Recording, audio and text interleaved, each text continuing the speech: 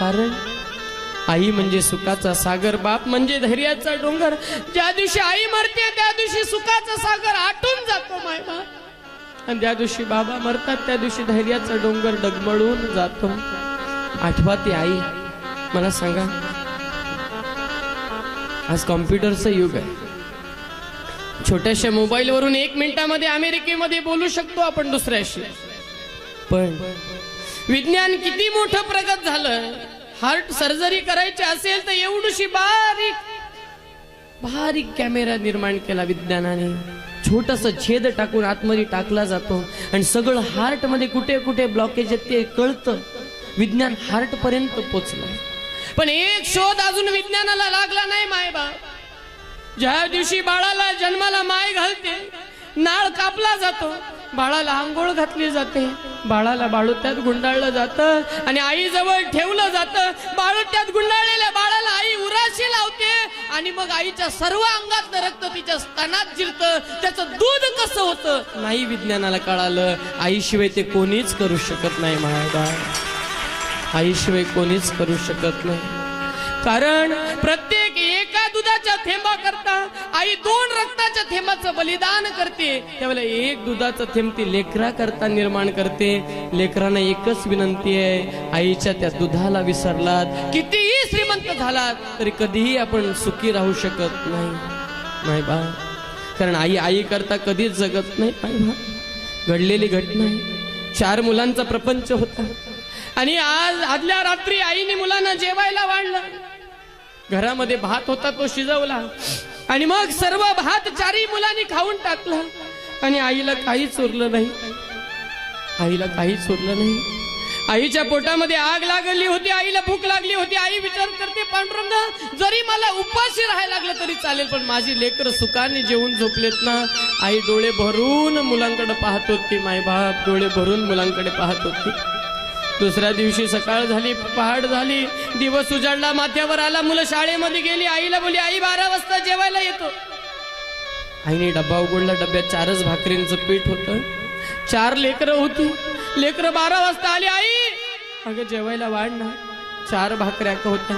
आईने 4ही मुलांना 1-1 भाकरी वाढली आणि मग आई त्या मुलांकडे पाहत डोळ्यातलं अश्रू डोळ्यात जिरवत देवाला एकच विनंती करते, देवा जगात कितीही दुःख असलं तरी ते मला दे, पण माझ्या लेकरांना सुखी ठेव. ही प्रत्येक आईचं मागणं आहे आणि प्रत्येक बापाचं मागणं आहे. मायबा प्रत्येक बापाचं मागणं आहे. मुलं मटामटा भाकरी खात होती. मोठ्या मुलाने विचारलं, आई अगं तुला भूक नाही का? आईच्या डोळ्यात टचकन पाणी आलं, पण पाणी सावरत आई म्हणाली, बाळा मला आज भूक नाही, आज माझा उपवास आहे. आईला माहिती होतं, माझी जर भूक भागवायची असेल तर प्रत्येक मुलाच्या ताटातून चतकोर भाकरी काढावी लागेल आणि पांडुरंगा माझ्या मुलांची चतकोर भाकरीची भूक सुद्धा राहू नये म्हणून आई उपवास धरला नव्हता. तर आई उपवाशी होती. हे आई व्यतिरिक्त कोणीच करू शकत नाही. मायबा कोणीच करू शकत नाही. का विसरत होती आई? जी आई म्हणजे काय? जी आई म्हणजे निरंजनामध्ये जळणारी वात म्हणजे आई आहे आणि दगडावर झिजणारं चंदन म्हणजे आपले वडील आहेत. मायबा चंदन म्हणजे वडील आहेत, जळणारी वात म्हणजे आई आहे. एक दिवशी निरंजन हसायला लागलं आणि वातीला विचारायला लागलं, अय वाती ताई अगं तुला दुःख होत नाही का ग? तू जळतेस ना, संपतेस ना. ती जळणारी वात म्हणजे आपल्या प्रत्येकाची माय आहे. मायबा त्या वातीने उत्तर दिलं, निरंजन दादा अरे मी जळते ना, मला एकच सुख आहे, मी दुसऱ्याच्या आयुष्यात प्रकाश देऊन जळते म्हणून मला एकच सुख आहे. ती आई, ती वात म्हणजे आपली आई आहे. संसार रूपी निरंजनामध्ये वात रूपी आई जळते, पण लेकराच्या आयुष्यात सुखाचा प्रकाश देऊन जळते म्हणून तिला आनंद आहे, म्हणून तिला आनंद आहे. मायबा एक दिवशी दगडावर चंदन झिजत होतं, दगडावर चंदन झिजत होतं, चंदन हळूहळू संपत होतं आणि दगड हसत होता. हसणारा दगड चंदनाला विचारत होता, ए चंदन दादा अरे तुझं अस्तित्व संपतंय, तू हळूहळू संपून जातोयस, तुला नाही का दुःख वाटत रे? ते झिजणारं चंदन म्हणजे आपल्या प्रत्येकाचा बाप आहे. ते चंदन उत्तर काय देतं, अरे बाबा मी जरी झिजलो ना तर ज्याच्या कपाळाला लागेल त्याला सुगंध आणि शीतलता देईन. मला एकच विनंती आहे, ते चंदन म्हणजे आपला बाप आहे. संसारूपी दगडावर बापरूपी चंदन दिसतंय, पण त्या चंदनाला एकच वाटतंय, माझ्या मुलाच्या जीवनात आनंदाचा आणि सुखाचा शीतलता आणि सुगंध मी देऊन जातोय. हे प्रत्येक बापाचं मागणं आहे, हे प्रत्येक बापाचा विचार आहे. मला सांगा, काय मागितलं हो आईने आणि काय मागितलं बापाने? माझ्या माता वर्ग सर्व इथं बसल्यात. मला सांगा, मुलीचं माहेर पण कुठपर्यंत? जोपर्यंत तिची माय जिवंत आहे तोपर्यंत तिचं माहेर पण. कारण तळहाताचा पाळणा, नेत्राच्या ज्योती आणि शरीराची माती करून आई आपल्याला अंगा खांद्यावर वाढवते. माय भाव, लेक लहानाची मोठी होते, हळूहळू हळू लेक मोठी होते. आई तिच्या सर्व चुका पदरात घेते. हळूहळू तिला बोटाला धरून आई शिकवते. जेवण कसं करावं, भाकरी कशी थापावी, माय सगळं शिकवते.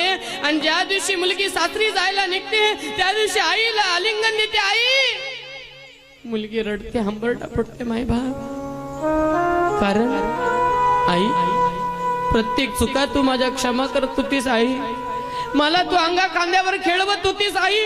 आतापर्यंत मी जे केलं ते सगळं पोटाश घेतलंस आई. आता मी लहानाची मोठी झाली आई, आता तुला सोडून चालले, आता काय करू? कालांतराने लेक तिच्या संसारामध्ये रममान होते. तिला लेकरं होतात. आई म्हातारी होते. आई 70, 75, 80ची होते. आईच्या चेहऱ्यावर सुरकुत्या पडतात. आईचे पाय लटलट लटलट कापतात. आईचा हात थरथर थरथर कापत राहतो. आई विनंती करते, लेकी एकदा येऊन जाणार. लेक येते. लेक आल्यानंतर लटलटते, पायाने उभी राहते. माय थरथरते, हाताने तिच्या गालावरनं फिरवते हात. आणि ज्या दिवशी माय गालावरून हात फिरवते त्यावेळेला प्रत्येक मुलीला स्वर्ग सुद्धा ठेंगणा पडतो. आईच्या स्पर्शात ताकद आहे माय बाप, आईच्या स्पर्शात ताकद. लहान लेकरू वर्षापर्यंत